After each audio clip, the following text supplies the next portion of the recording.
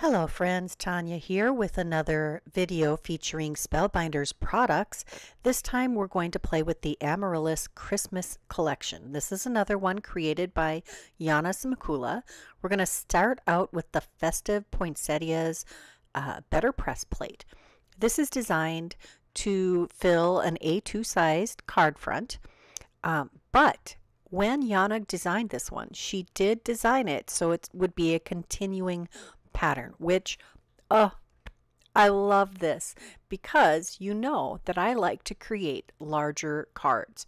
So we're just going to slide this panel down on the BetterPress platform here to continue the pattern to cover this entire 8.5 by 5.5 inch piece of cardstock. You can see that I'm tipping the whole system on its side to check where this will line up, and when I have it the way I think it will match up the best, I'm going to ink it up again, and I'm using a VersaFine Clair ink pad here. This one, I think it's called Sand Dune or something to that order. It's a very nice light tan color. I love the VersaFine Clair inks for this.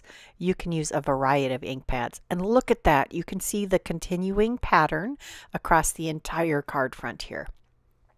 We're also going to use the layered Festive Poinsettias coordinating stencils. Here is the color palette I've chosen. If you need to get a closer look at that, I would pause the video and take a look.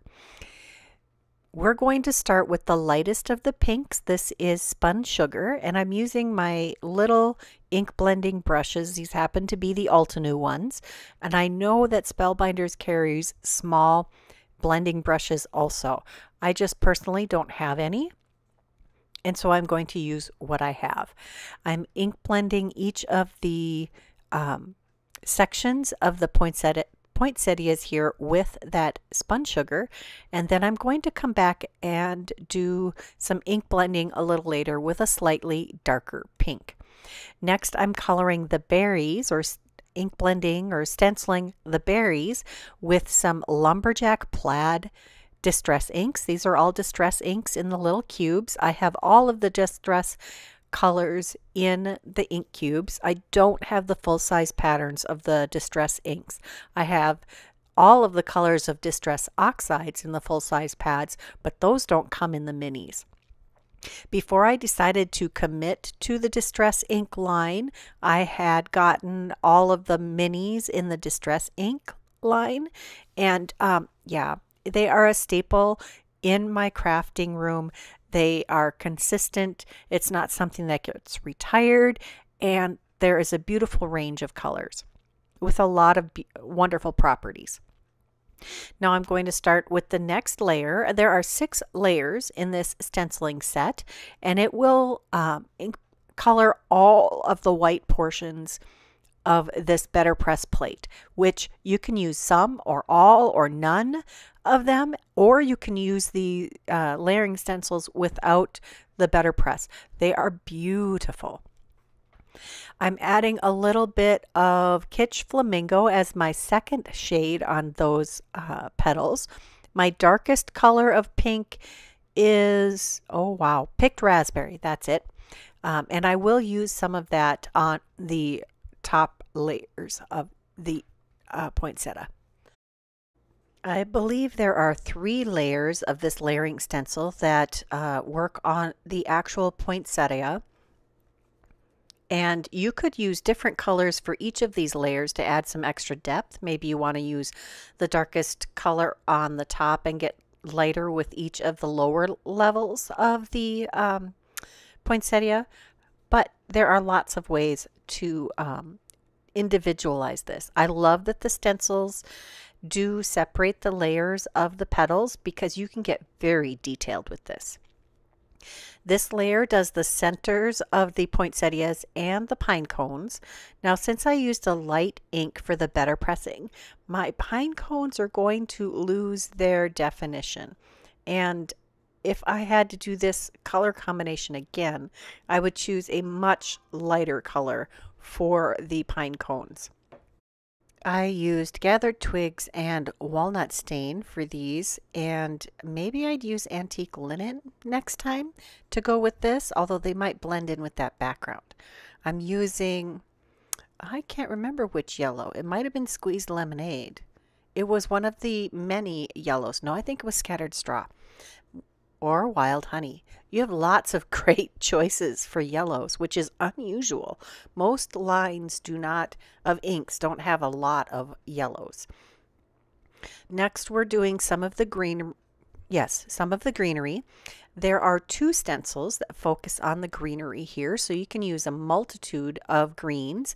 I have seen some people use some browns for some of these to make parts of this greenery into twigs. I've got shabby shutters that I started with, and we'll also use bundled sage and rustic wilderness as one of the greens. This is the bundled sage, and then I'm going to come back and warm that up with some rustic wilderness. I like to combine colors to create new shades sometimes, and it just adds some depth to these. They almost look like holly branches or holly leaves. And I love how vivid that is. Now keep in mind, this is going to dry back just a little bit before it's done. Now I will do the exact same thing on the second side, and look at that, we have a continuous pattern. And if I'd done just a little bit better job of lining that up, you wouldn't even have been able to tell that it was two different impressions. Here I've got a scrap of cardstock that I'm using the Kitsch Flamingo and a blending brush to ink blend, so I have a color that matches our project. And I had cut this scrap of paper to fit perfectly with the die I'm going to use. This is from last year. This is the Poinsettia Bloom. This is another one of Yana Smakula's designs. We're going to cut the detail portion out of pink, and we're also going to use some treasured cardstock from the rose gold assortment. I'm going to use the mirror metallic to cut the overlay piece for this. So I've used some medical paper tape to secure those pieces in the background. I took all the fallout pieces out of the metallic one, and I cut the backer piece from some vellum. Here I've got my Copic markers out because I decided I wanted to add a little detail to the petals of this poinsettia. So I've got some red violets here, and I start with the darkest and go in with my mid-tone. I do ultimately come back with a third color, a lighter color. So the ink blending maybe wasn't necessary, but it's kind of nice to start with a colored background when you're doing some of this ink blending or coloring, because it shortens your work. So I'm just going to the base of each of these petals and adding the darker of the colors and blending it out with the mid-tone. And I'm not worrying about going over the edges because that rose gold metallic piece is going to cover all of that. Next, we're going to come in with that third tone of a red violet. And I'm just going to blend all of these petals together a little better. It does change the color of the cardstock slightly, but I really liked it better with the blended look. Doesn't look like much now, but wait till we glue on this metallic overlay. I'm just going to use my Barely Art Precision Glue here in the fine tip bottle from Spellbinders, and I'm going to add little dots of glue all over the back of this. I decided I needed to bring in this die from last year because it very well, boy, I speak good English, eh? It coordinates so beautifully with this poinsettia background BetterPress plate. An perfect opportunity to bring in some products that I have in my stash. And maybe you have these in your stash also, or something else that would work wonderfully with this poinsettia background. Just carefully pushing that metallic background or detail die over the top, and it fits just very easily, as you saw. I did take the fallout piece for the center of the rose gold die cut piece and added that into the center of our poinsettia, so we have that lovely color in the center. Now I'm just going to add glue to the back of this whole element, and I will attach that to the vellum backer. Now this just adds a nice detail, and you wouldn't actually have to use it since I secured the fallout pieces with the tape on the back, but I think this creates a lovely separation between the background and your main element. Next, we're going to cut down this panel using one of the 5x7 matting layers, and this is from the B set. And we're also going to take out these gorgeous cameo frames. This came out in the Peacock collection, I think in July. And I've used this a few times because it's just gorgeous. I cut the layers with some vellum, some glitter cardstock, and some white cardstock. Next, we're going to take the Sentiment BetterPress set from the Amaryllis Garden collection, and we're going to take a couple of these sentiments and we're going to foil them. With all the shine on this card, I thought it really needed the foiling instead of better pressing. I'm using some craft cardstock. This happens to be Desert Storm 80 pound. There are coordinating dies for all of these sentiments, and I die cut these, and I cut a couple of extras for the sentiment that's going to go on the front of the card. This one is Season's Greetings, and I foiled it with some, it's either blush or copper. I think it's blush foil. And I'm layering up these pieces with just some glue here. Now it's time to start assembling this 5x7 card. All three of the cards that I created today are 5x7 cards, just because that is the size that I prefer to work with. I added some extra cardstock behind some scraps behind this better pressed panel. And now we're going to assemble this cameo frame. I did cut 2 extra of these ovals just to add as a quick way to layer these. So I've layered 1 oval over the glitter cardstock, which, have I mentioned how well this glitter takes to gluing layers together? I love this glitter cardstock. This happens to also be from the Rose Gold Treasured Cardstock collection. If you don't have any glitter cardstocks or metallic cardstocks in your stash already, these are wonderful collections, and I hope they stick around long term on the Spellbinders website because they're fantastic. I just adore them. Now that I've adhered all of those pieces together, we're going to start adding our elements to the card. I adhered the cameo frame slightly higher than centered, and then added that beautiful poinsettia and the sentiment. Inside, we're going to take some scraps of that stenciled and better pressed panel that we cut apart earlier, and I'm going to put this piece that I've trimmed down to, I think it's about 1.5 inches by 4 7/8 inches long, and I adhere it to the inside of the card a little more than halfway up. This gives you an opportunity to write above and below it. And I'm adhering the sentiment right over that printed panel, overlapping both the white and the colored panel. Next, we're going to add some embellishments with the Peach Blush Color Essential Gems. These are gorgeous. I'm just using the pokey part of my reverse tweezer. This seems to be one of the easiest ways to pick them up. You want something really pointy. And I'm adding a scattering of these gems in various spots around the poinsettia. I have used other companies' self-adhesive gems in the past, and I was not impressed with the ability of the adhesive to stay stuck on my cards, but I've had 0 problems with the Spellbinders. Next, on to card number 2, we're going to start with some lunar paste. I've got bee sting here, and on a previous video I said I had refreshed or revitalized my pastes, and I did all of my lunar pastes, all of my gilding polishes all at once, and I just used an eyedropper and water with my metal palette knife. So I'd add a little bit of water, stir with my palette knife to break it up and to start getting it looser, and I kept doing that process with each of my pastes until they were the consistency that I wanted them again.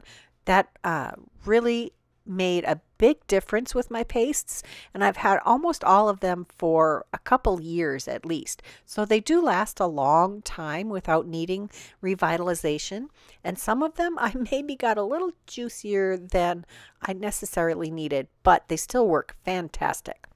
So I do a whole panel of the red, and I happen to have the fern gilding polish, but the glitzy green is available on Spellbinders. And I have those two panels all ready to go. Then I decided I needed some watercolor panels. So I took some watercolor paper and my distress inks that I had used to ink blend my previous card. And I did some direct to paper inking, and now I'm spritzing it with some pearlized water. Pearlized water is perfect pearls in the perfect pearl color in a bottle of water. These are just little 2-ounce bottles, and I just use a little spoon to spoon in some of the perfect pearls, and then shake it up, and you've got like a mica spritz. It creates a nice sparkliness. I got fairly good coverage with the green by doing it direct to paper. I thought I would try another technique or another method, and I squished my ink pads directly on my work surface, and I'm not getting the coverage I really wanted on this piece of cardstock or watercolor cardstock. I do dry the ink and the water between layers, and this time I decided to do a little more direct to paper, and I realized that I got so much ink on there the first time with the green that I would try to do less ink. So I'm doing a little more spritzing on the watercolor paper and smush that on the surface like I did with the green, and I'm still not getting the coverage I want. So I come in with an ink blending brush and I ink blend the edges to really get that coverage that I was looking for. I spritzed this panel that I had BetterPressed with Nocturne ink, black Nocturne ink, and then did the stenciling. And now we're going to create some poinsettias with the Playful Poinsettia embossing folder that has a coordinating die. So I die cut poinsettias in the two colors from those panels, and now I'm running them through the embossing folder. You just can pop that poinsettia die cut right into the embossing folder to emboss it. Now I wanted a little more detail to show up on the watercolor version, so I do take the Bee Sting lunar paste and my finger and just try to ride the high points on this embossed poinsettia. And I think that really made a big difference. So I decided to do that on the green layers also. So I'm using my green gilding polish to add some detail to the embossed green sections. I wanted some greenery behind my poinsettias, and since poinsettias are really just all the same leaves in different colors, that was super easy with the two layers here.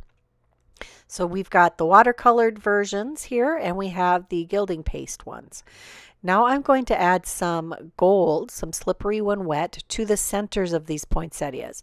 I'm just using my Slippery When Wet lunar paste with a paintbrush, and this isn't one of my good paintbrushes. This is just one of my cheap ones. And I'm just adding little dabs of this paste directly to the centers of these poinsettias. Now, if I hadn't refreshed my Slippery When Wet, this would have been a little more difficult, but this is actually closer to the texture or, texture quality of the paste when I first purchased it. It's very easy to rehydrate them. Again, and I didn't use any special water, just my tap water and a little eyedropper that I have in my crafting room. Now we're going to add a little more dimension to these poinsettias by adding 2 layers of scrap cardstock in the centers of the green portions before we adhere them together. This is going to add a little height and a little dimension. There's a lot of dimension going on, so it looks better if you have a little height between the layers. So I'm just going to rotate these a little bit so the green shows between the red. Going to use my reverse tweezers to help those get squeezed together enough until they dry. That's all of them. Then we're also going to take this 5x7 matting basics die again from the set B and cut down the pattern piece. I also have another white piece that I cut with the same die, and I did some partial embossing. This is going to be for the inside of the card. Again, we have a scrap of the BetterPressed and stenciled panel that I'm going to adhere to the inside of the card. I'm using my grid mat to line this up. This is about a 1/2 inch wide strip of scrap. And once I have that lined up nicely, I will trim off the excess with my scissors here. Next, we need to start assembling the rest of the card. So I have a black 5x7 card base here. And I did use the Spellbinders Onyx cardstock, which is 100-pound cardstock, which is a nice weight for a card base. But it's a little harder to write on the inside of a black card, so I am definitely putting this liner inside. I love that it has a little texture and carries the pattern from the BetterPressed and stenciled piece from the front. So we'll add this to the front of our card. Of course, I have a little extra cardstock on the back of this panel. I'm using my MISTI to add a little weight till that dries. Next, we're going to use the emerald cut labels and tags and the treasured cardstock in the gold assorted packet. We're going to use the metallic gold to create a frame with this. Now, this die set has coordinating dies that are smaller and that fit in as a layer, or you can create frames. I did cut a couple of white extra pieces to layer together. Now, since that inside was cut with an extra die, there is always the possibility that this is not perfectly symmetrical on the inside. So I am doing a dry fit of the gold over the white to make sure that it's going to fit perfectly. I'm adding a little extra glue, or a little glue on here behind the gold panel, and we'll just line this up. Now, all of the extra embossed or partially cut through lines on the side do make this extra flexible, and I'm just going through and trying to make those as flat as I can, using the end of my pokey tool to knock off any of the paper hairs from die cutting. Now I'm going to cut a piece of vellum the same size as the outer frame and layer this on top. I don't want to cover all of that beautiful background, so I have the vellum to help isolate the main image but still show some of that pattern through. Again, just knocking off any of the paper crumbs off the edge. Now that we have that beautiful frame constructed, let's add I did add some extra strips of cardstock on the ends or along the outside of the frame. And we'll add this to the card just a smidge higher than centered on the card front. And now it's time to add those beautiful poinsettias that we created. I did take one of the watercolored red and one of the gilding polish red poinsettias. So we have two different poinsettias on here. Gluing those to the corners, two of the corners of this emerald cut frame. Add a little extra weight on there to make them seal in there good. Then we're going to use some of the Home for Christmas sentiments again. I have chosen the It's the Most Wonderful Time of the Year sentiment and this is either polished brass or gold foil on some black cardstock. And before I decided to run that through, I decided to add a Merry Little Christmas sentiment. This came out last year, I believe, in the Delightful collection from Yana Smakula, which I love that she keeps releasing different sentiment sets that have similar fonts. It's so fun to be able to mix and match these. And there are coordinating dies for both of these sentiments. Again, I want this to be a little extra sturdy, so I've cut a couple extra layers for the sentiment that's going to go on the front of the card. I'll just layer those up. And this black cardstock that I'm using is some inexpensive black cardstock that I found on Amazon. That I think it's the Ohuhu black cardstock. I will try to remember to link this in the description box below. But it Glimmer foils beautifully. So happy. But it's pretty lightweight. So I do need to make sure that I have some extra layers behind it.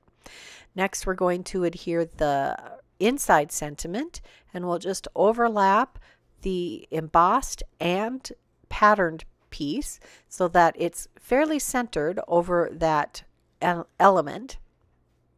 And we're almost done with this card. Isn't that gorgeous? I love it.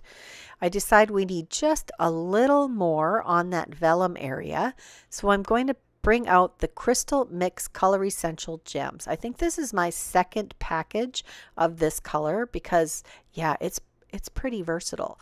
We have these frosted and we have like a holographic crystal selection, and they are in I think there's 4 different sizes of gems on each of these sheets.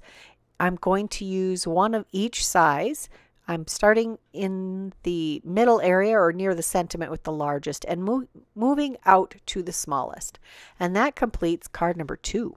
Card number 3, we're going to take this green cardstock and add some holly branch spritzing. I want some extra specialness to this cardstock.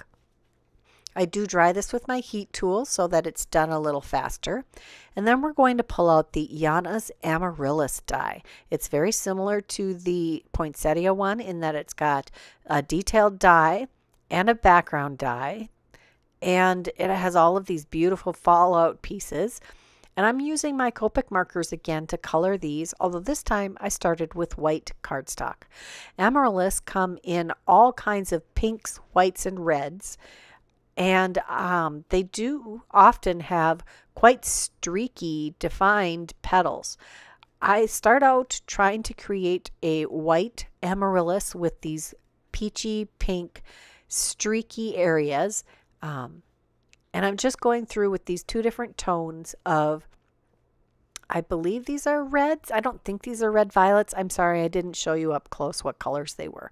Again, I just highly recommend you reach into your alcohol markers or any kind of markers and start grabbing colors you think you might like together. I do decide to try and add some sparkle to these with the Snow and Ice Luster Polish. Now you could use the Wink of Stella or any of the other glittery water pens. This worked well also. And ultimately I come back and color over this with a darker color just to blend the streakiness in together. And you know what? I could do it right over the Snow and Ice Luster Polish. It's pretty remarkable.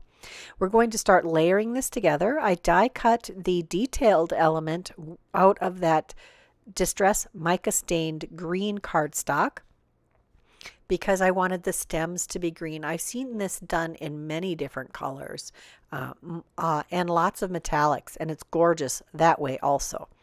I just wanted to go with green. that was my feeling today. Now I did create 3 of the large amaryllis and 5 of the bud amaryllis and several of the stems, but I'm only going to use 1 of each die cut today on this card, and I'll have several to play with at a later time. And that's okay. Sometimes it's fun to create a variety and pick the one that fits your project best. And the more times you do work with these items, the better you get at assembling them and picking colors and doing the coloring, all of the things. It's never a wasted endeavor. Here I'm layering the bud and the large amaryllis. I'm coming back and going over this whole area with this lighter marker. I think this is the first color I used to try to blend that streakiness out a little bit, just because I wasn't happy with the way it looked I know they can have those very defined streaks on a real amaryllis, but it just wasn't looking right to me. And you know what? Just keep going till you make it look the way you want it to look. That is one way you can assemble the amaryllis pieces. Now I'm going to add the vellum backers. You don't have to do vellum. You can use any color. You can use cardstock, metallic cardstock, however you want to do this. Or if you tape them well, which I did tape mine again with that paper tape. I've had it in my stash forever. It's got good stick and it's easy to glue the paper tape to another layer on the other side. If you tape it well, you don't actually need to use this extra backer layer, which has the shadow outline. There are those elements, and I'm going to take the Slippery When Wet Lunar Paste again and a paintbrush to add detail to the ends of the stamens here. I think that really adds a lot to this design. You could die cut those pieces with a metallic cardstock and layer them on top also. That's another way to do this, especially if you don't have the pastes and you want to achieve that look. Or you could use a metallic marker to color those. I would do that before you applied them to the finished flower, and I probably should have done that. I probably should have applied the lunar paste before I glued these pieces together, but I did manage to keep myself within the lines. I noticed that these leaves actually nest together. You can see that one of the cut lines or the detail lines lines up perfectly with the second leaf. So I thought I'd let that work for me. I'm gluing this to the base of the amaryllis and lowering it down until you can't see any of that main stem. And I decided to add this bud in the lower portion. I didn't want it coming out of the top. That made it a little too large for what I was looking to do, and this just makes a nice balanced little floral element. Next, we're going to take the notched corner frames, and we're going to create another frame look here. I'm using the gold glitter cardstock from the Treasured Cardstock Gold Assorted Pack. I love this glitter cardstock. Have I mentioned that? I think I've mentioned it a few times. Yes, indeed. I cut this 3 times, and again, since these pieces are layered together, you want to make sure that you, or these dies are layered together, you want to make sure that you don't take those dies apart before you cut out the pieces that you're going to layer behind. And they may not be exactly symmetrical, so make sure you're dry fitting to make sure that your layers will layer appropriately. Now this is going to go on a white background, so there's less likelihood of it being a blaring difference if you had not lined them up perfectly. I decided to layer these amaryllis flowers inside the frame, but have the bottom of the stem under the frame and the rest of it over the frame. Here I'm fitting this with one of the larger notched edged or notched corner dies, and I cut that with some vellum, and I'm taking a 5x7 panel of white cardstock that I've die cut with the 5x7 Matting Basics Set B, the largest die. If you hadn't noticed, I use that die a lot. I do love these 5x7 matting dies. They are very handy. Now that I've die cut and embossed that Amaryllis Garden 3D embossing folder, isn't that stunning? I'm going to use some Pearl Luster Gilding Polish to help bring that pattern out even more. Plus, I think it really dresses up the card to have this luster, this pearly luster. Just using this with the applicator, which keeps my, in theory, keeps my fingers clean, but you know, I still get some on my fingers. That is stunning. So let's try dry fitting all of this assembled stuff, and that was too big. So I went back and die cut it with the same size as the larger of the notched corner dies, and we'll layer these together. I've been really enjoying adding vellum inserts inside frames lately because it just adds some subtle separation from the background, but lets the background shine through. I add 3 layers of little scrap cardstock here stacked together. Use my reverse tweezers to tuck that behind the bud. And then I add the Amaryllis Garden embossed panel with some extra strips of cardstock behind it onto our 5x7 card base. Just trying to make sure I'm putting this right side up. And yeah, you might not have been able to tell, but I would know. So I made sure to put that right side up on our cardstock. I've added little thin strips of cardstock, just 2 layers behind the frame here. And I've added extra layers behind the flowers and the stem to make this whole framed flower area float above the background. I'm going to trim the end of this flower stem that's hanging out the bottom of our frame off, centering that roughly on the front of the card, just trying to make sure that the margins on each side of the frame are the same. We'll use another sentiment from Home for Christmas Sentiments. We're going to use the Happy Holidays and the Sending You Christmas Cheer. I'm going to foil these in some gold foil. I have a little box in my craft area that has small pieces of foil in it, and I just grabbed out of there. So this could be polished brass or it could be plain gold. I don't remember which one it is. I think it's the gold. Again, not sure. Polished brass is just a little bit deeper and richer a color than the gold, but unless you have them right next to each other, it's a little hard to tell the difference. I'll just tack these down with some Best Ever craft tape on a scrap of Hammermill white cardstock. This happens to be the 80-pound. I also, while I was waiting for the Glimmer foil system to heat up, die cut another of the notched corner dies from white cardstock and ran that through the 3D embossing folder Amaryllis Garden. We'll adhere that to the inside of our card. And since I have so many of those amaryllis buds, I'm going to take another one of those and adhere it to the inside of the card also.